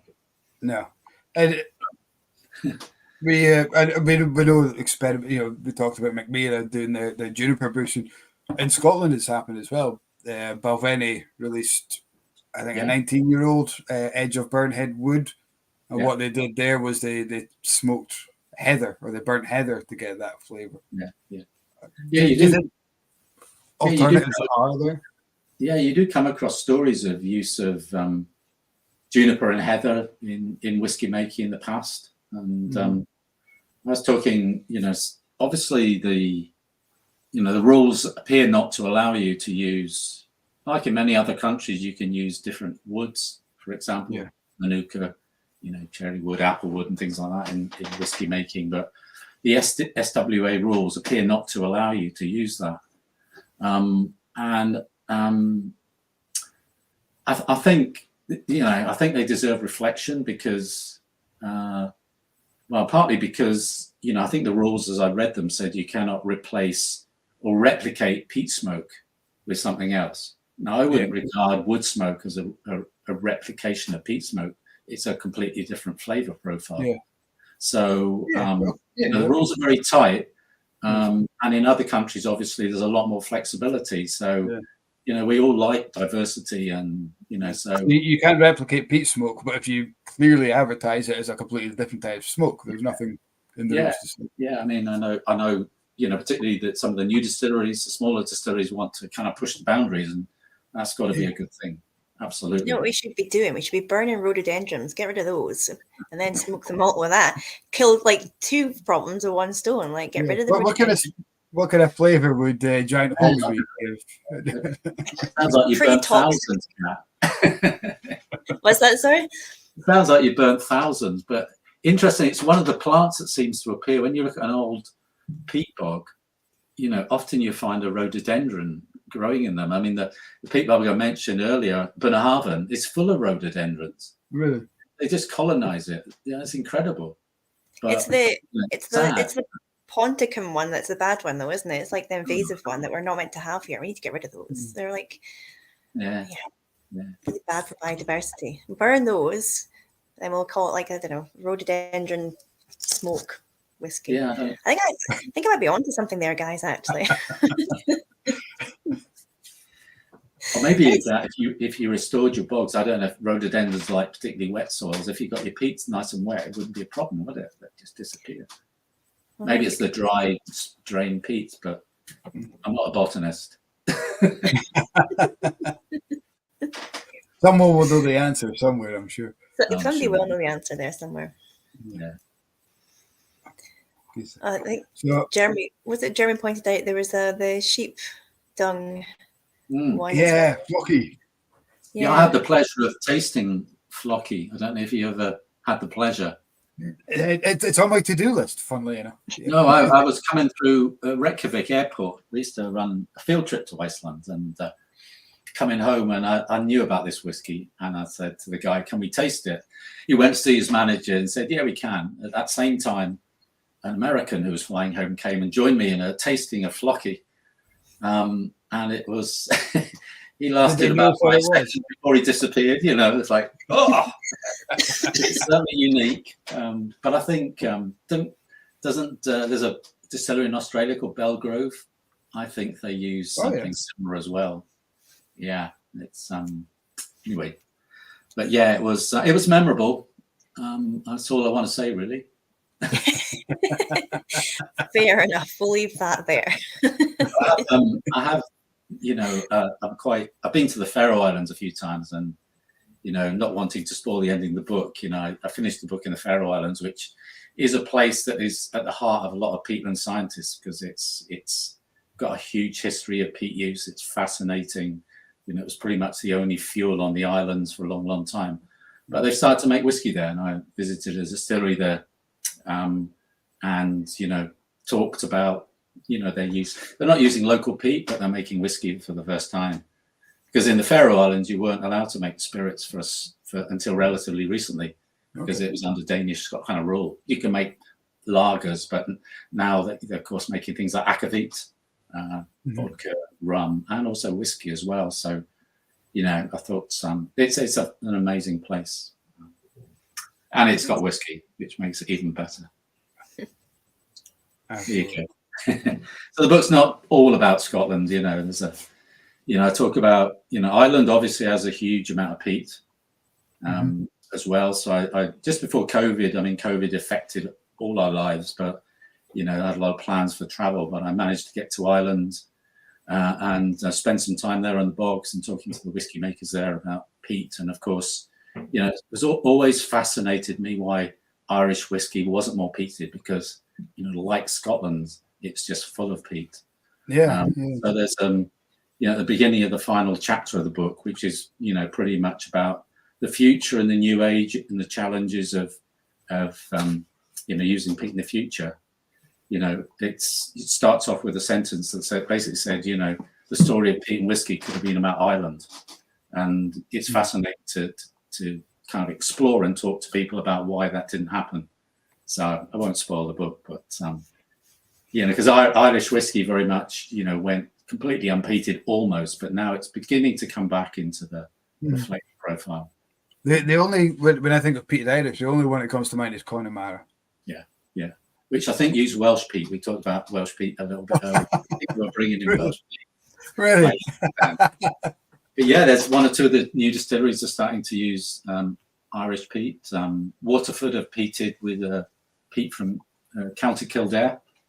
Of course. There's a distillery in Donegal, which is an incredibly peat-rich part of Ireland that has plans or is starting to use peated malt there as well. So, that's really, really pretty exciting, I think. Super. Jeremy is looking forward to your book. He has just bought one. Excellent. This morning, Jeremy, you bought it, or yesterday? Let's have a look back. Bought it earlier today. Yeah. So. Excellent. Thank you. Absolutely. And Gerald, I've seen book launches and I've seen a lot of signings and do a lot of question answers on the book. Yeah. Everything's going well. You're happy with? Yeah, I mean the book is published by Saraband, who really fabulous marketers of the book. So it's I know the whiskey world. I have better connections, if you like, in the whiskey world than they do, but they know the literary world very well. So I did Wigton Book Festival, which is Scotland's second biggest book festival, and it's really interesting because I met people afterwards who bought this book who said they'd never bought a whiskey book before, and because and that's music to my ears, because this book is about so much more than whiskey when you finally see it, Mike. But it's about like the way Dave writes The Sense of Place. It's about our connections to landscapes, culture, place, history. All these things to me, the fascination of whiskey to me is not just about the drink. It's about it's about the past and about how distilleries are kind of embedded in the culture. And I enjoy being out in peatlands on landscapes, and I talk about place. So it's there's popular science in there because obviously it does lean towards the whiskey world. But I'm getting lots of people who are buying the book who are not into the whiskey world, but want to know about peat, interested in sustainability. But I think it's also important that people understand how important the whiskey industry is in Scotland. If you particularly making peated whiskey, if you stop making peated whiskey in parts of Scotland, what effect is it going to have on the community? Whiskey tourism, travel, all these things. It's just embedded in part of our culture. So I'm really pleased. I think a lot of whiskey people love books, spend time reading books, want to know more.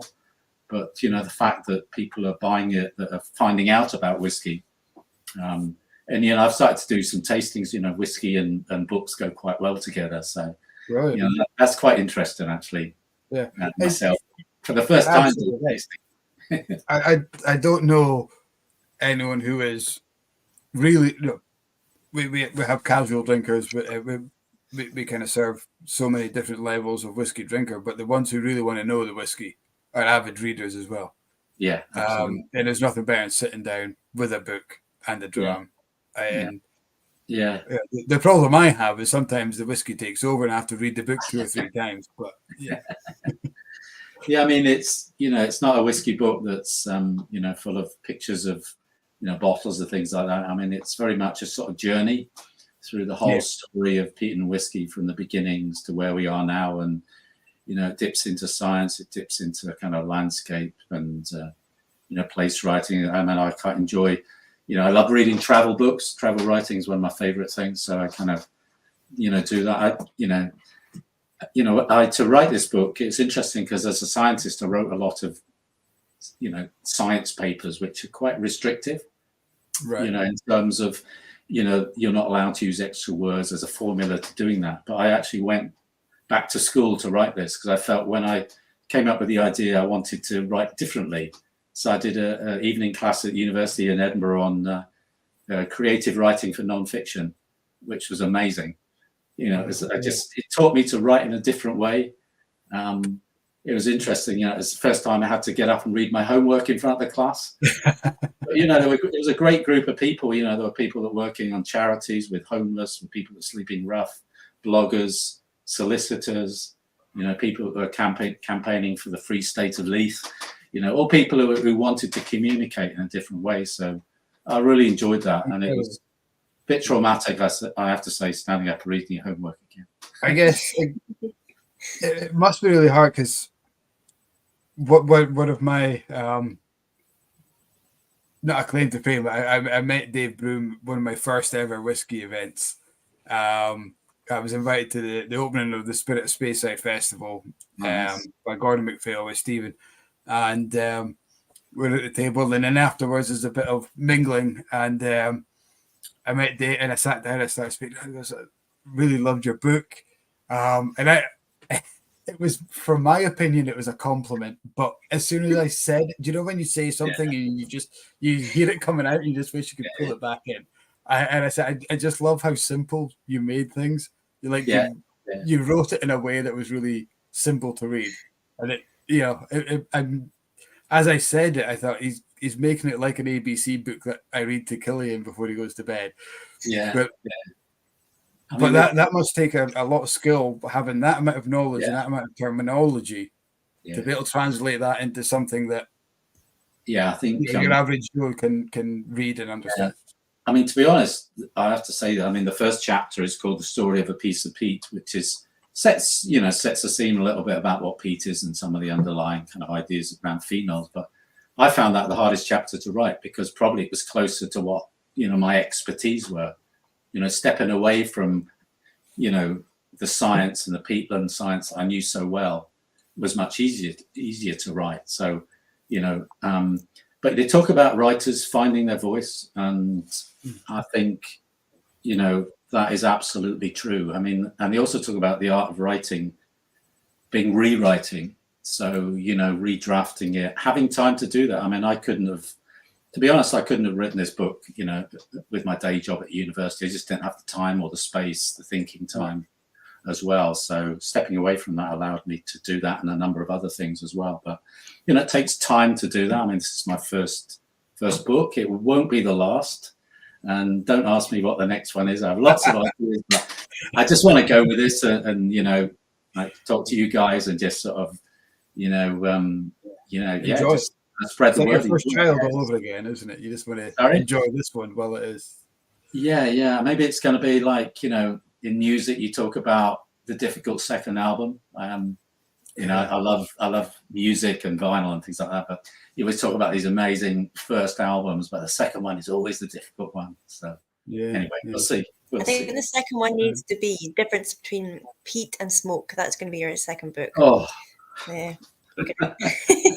You're going to answer that question for the world. Yeah. How long have you got to write next? That one could run. we do have a question from Rick, and I can't remember if you touched on it at the start. Rick was late anyway, so it's your own fault. How long did it take for this book to be written? To be written, it's writing and research took 3 years. Obviously, we got lockdown involved in that part of the equation. It didn't allow me to, you know, there's a lot of walking in this book and a lot of, you know, going into landscapes, visiting old peatlands, talking to people, etc., etc. So that slowed things down a bit, but research is a big part of it. But about 3 years actually from, you know, I conceived the book and then I got writing in the following spring, and then you get to a point where the book is finished, and then it goes. Then you know you're in a search for a publisher, found a publisher, and then you go through a process of copy editing, iteration, and cleaning up the Gallic cat. You know, says, you know, it's, as you probably know, but more about Gallic than I do. But you know, just tidying it up as you know. So that, you know, there are professional copy editors who do that. I mean, and to be honest, you know, I could have published the book, you know, independently. I mean, people do that, but I really wanted to find out about the publication process. And the publishing world is fascinating. I mean, it really is. But, you know, there are professional people who take a book like this, graphic designers who come up with a cover like that, and which a lot of people love. And apparently it has peat colours and whiskey colours on it, Mike. So you can probably see the browns and the various things. But you can see the wee gold hue in the background. And the whiskey landscape, and there's probably illicit stills in there buried under peat bogs and all that kind of thing. But is there any Smoky in there hidden? No, actually, maybe. Iceland's mentioned in there from time to time. Yeah, but It must be so cool though to go into a bookshop and just see your book like on the shelves. That must be like the biggest rewarding moment. I know. I tell you, I mean, when I wrote the book, and then a box arrived for me, from the publishers, it was just like it's real. That's how I felt, because you write it and you see all the various drafts of it and you sign it off. And I remember distinctly the moment I basically said to the publisher, I'm happy, and it just went to the press. And that's a pretty big moment. But when it arrives through the door, you open it, think it's real, But yeah, I mean, it is cool. I mean, it's nice that distilleries are stocking this. I was at Glen Scotia at the weekend.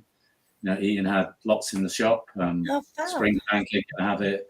Holyrood are going to have it in Edinburgh, and some of the Isla distilleries. So that is really and like yesterday, I was invited to the Isla Book Festival next year, which it's a small book festival, but that's a dream for me, because to take a book like this to Isla, and present it in, I don't know, somewhere would be wonderful. But you get. I mean, I was at there's the formal book launch. I mean, the book's been out and about at various events already, but is in Edinburgh in 2 weeks' time. 2 weeks tonight. At the Topping Bookshop, was a big independent bookshop in Edinburgh, and they asked me to come in yesterday, and I signed over 100 copies, and it was like, whoa. Wow. It was a stack. It was like a Peat stack of books, you get a stamp, just to stamp your signature. Yeah, no, I mean, the first time I signed books, I said to somebody else, I think it was Ivan Ronde at the Whisky show, I was like, what do I write, Yeah. Just put your name, Mike. That's a start, Yeah. You don't want to get caught up writing too much, because then you're creating a burden for your back, then, aren't you? Thank you very much for buying my book. Yeah. Who's it for? To mum and dad and the family from. Yeah, and I get asked to write things in Gaelic in Stornoway. I'm saying, well, what am I writing? You just turn the book around and say, well, you write that bit yourself, but I'll sign it. Yeah. But it's really nice. You get to talk to people, and they all have different, different takes on it. And it's interesting. I mean, talk about the sustainability peatland issue. I mean, that is the issue that comes up all the time, and you probably find that out in your tours amongst. So I've noticed that visiting distilleries, when we get into a Q&A, or the questions are often about, with peated whiskey, about sustainability and all the issues, and that's good. I mean, that's got to be good. No, it is. It is good that people are more aware of it. So we usually, we get asked about sustainability a lot more than I ever did, like in the last 5 years previous. And then I was doing the Whisky Talks conference on Tuesday, and it was a big part of it as well, of like, what is the future of distilleries in terms of sustainability, and what are visitor centres doing to be part of that as well. So it's good that we're all talking about it. Change doesn't happen unless people start talking. So absolutely. And I mean, I think what I try and do in the book is to communicate the science in a way that everybody can kind of understand. So I've often found, from my perspective as a scientist who worked on peatlands, and then knowing the whiskey industry well, that the kind of dialogue's not joined up, that the understanding's not there. So I tried to write a book that will help create a platform for having the right kind of conversations, whatever they are. And it's easy to criticize people for not understanding peat, or thinking that they're fossil fuels and all these things. But if the sources aren't there for people to refer to, if they can't pick up the information and access it, easily, and that's one of the reasons I was so keen to write this book. And so time will tell. Yeah, I'm looking forward to reading it. I can't wait to get a copy of it. On my list of my book list. Yeah. I promised to read it faster than I read Dave Broom's Sense of Place. It took me. You were just too scared to read it because you were so embarrassed by what you said to him. I did ask him about it, and he doesn't remember you, so you're fine. Well, that's a good thing. Yeah. Well, no, not a good thing. Isn't no, he doesn't remember that conversation. That sounded really mean. Oh yeah, Mike. Who? Right. No, he just he doesn't remember that. But he was maybe just as well oiled as I was. Maybe. He did say that he would have understood that as a compliment, but he was probably just playing with you a bit. But his book is so beautiful. It's so beautifully written, and the photography in it is gorgeous. I absolutely love it. Yeah, and I love the way he, the approach is I think he's a very original writer. He has his own voice. Yeah. And the way he, approaches history and landscapes and individuals. And he wrote the introduction to this book, and it's a lovely introduction. And it was really fabulous for him to agree to do that. But he's always been interested in his project as well. Stole it from him. Sorry, you stole it from him. You said, "I'm doing this book." Yeah, so that's right, Mike. It's been an absolute pleasure. Well, thank you. And we probably could geek out for another 2 hours, I'm sure. I mean, we'll if you want to, on to the next book. Sorry?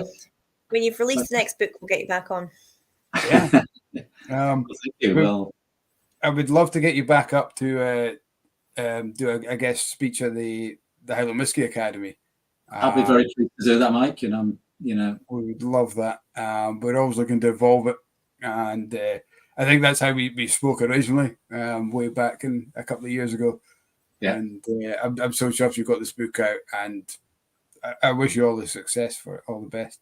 We will get it in the shop. We will have. If anyone's sitting there wondering where you can get the book, don't buy it from Amazon. Wait a week. We'll have it in the whiskey shop, and it's been so much fun.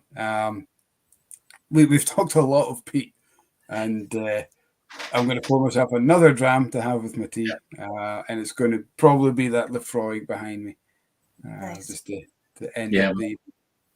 Yeah, thanks for the invitation to come on and chat to you both. I love talking about the subject. It's such an interesting subject, and everybody wants to know about it at this particular point in time. So it's and it's it's interesting what people ask you about it, and Did you think if somebody like you or the science and the knowledge was here in the 50s when the industry changed to kind of more production increases, do you think the whiskey industry would be very different now if the science was there back then and we knew what Peat gave us? Yeah, it's interesting. I mean, you talk to people at Nick Morgan, about the way science has gradually, become more important in the world of whiskey. Nick will say it's largely about blending and it's about consistency. Yeah.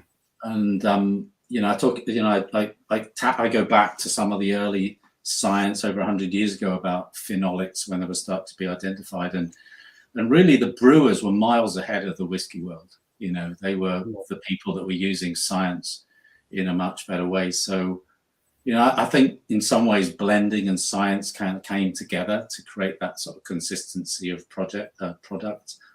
But really what drives science and what has driven our understanding of peat science is advances in instruments.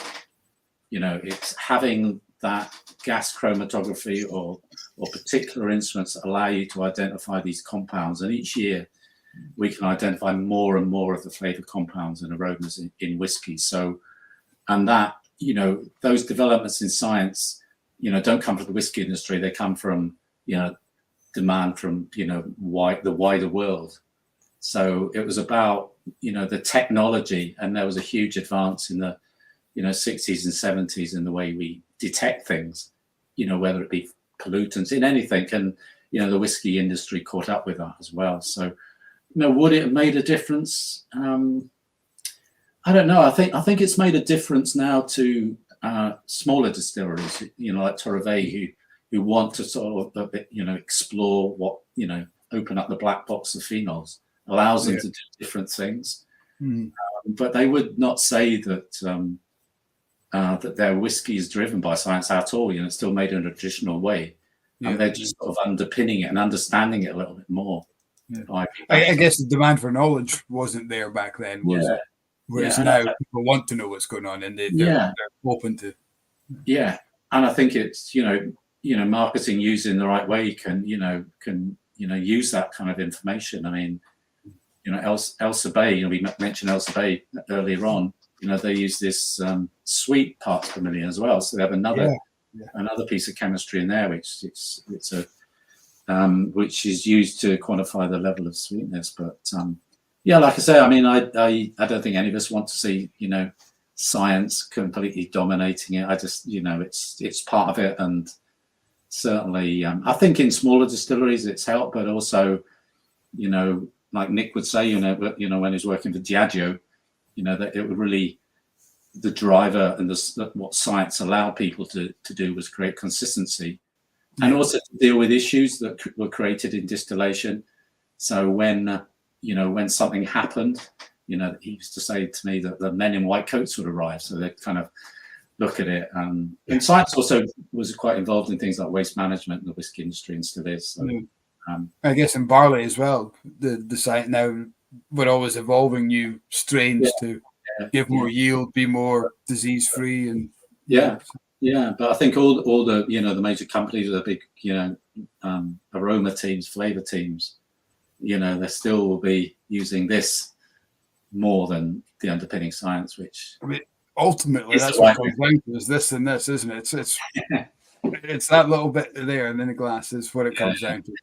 You could be the biggest geek in the world, you can know everything about whiskey, you know the stories, you know the history, you know the romance, you know the phenolics levels, you know the science. If what you put in your mouth doesn't taste good, absolutely. Great. Mike, once again, thank you so much for joining us. It's been a pleasure. Thank you for your half participation in the chat tonight. Sorry. I'm only joking. Hey, we've done a full chat even with you, so you only missed the first 20 minutes. Yeah. That's good. Anyway, Slange Cheers. Thanks, guys. Everyone, thanks for joining. Cheers. Take care. Kat, just before we finish, next week, who's our guest? Next week we have Master Blender from Dewars, Stephanie McLeod, which I'm really, really excited about. That is going to be cool. We were at Whisky Talks on Tuesday talking about Dewars quite a lot, so it's going to be really fun. So join us next week, guys, for Stephanie. That's going to be awesome. Same time for most of us. Kat, 7 o'clock. Yeah. I'll try. Good night, guys. Have a great weekend, and we will see you all again next week, if not before. See you later, Slange. Bye.